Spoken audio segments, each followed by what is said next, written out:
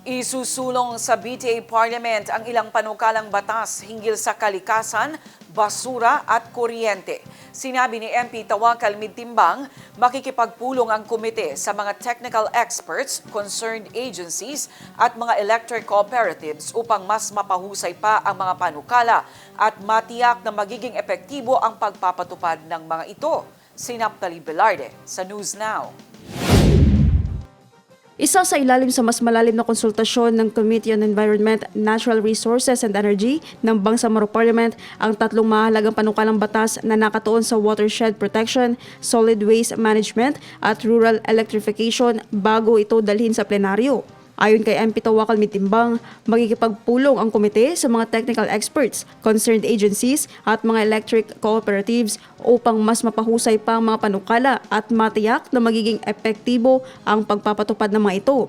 Isa sa mga tinalakay ang BTA Parliament Bill No. 126 na naglalayong ideklara bilang protected area ang Dimapatoy Watershed sa Dato din Sinsuat.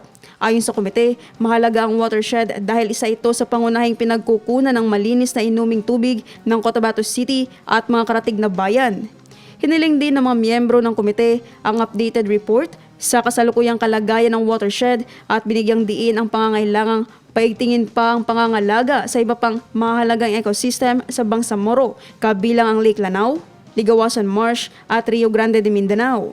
Tinalakay rin ng komite ang Parliament Bill No. 453 o ang May Ayuda sa Basura Act of BARMM na nagbumungkahi ng isang trash to cash program kung saan mabibigyan ng insentibo ang mga residente kapalit ng tamang segregation at pagsasauli ng recyclable waste. Samantala, pinag-usapan din ang BTA Bill No. 263 na naglalayong lumikha ng Bangsamoro Electrification Administration upang mapabilis ang rural electrification at mapalawak ang access sa kuryente sa mga off-grid at underserved communities sa rehiyon. Ayon kay MP Jafar Apollo Micael Matalam, may akda ng panukala, layunin nitong palakasin ng mga electric cooperatives, magbigay ng financial assistance at humarap sa financing options para matugunan ang lumang power infrastructure at kakulangan sa supply ng kuryente sa Bangsamoro.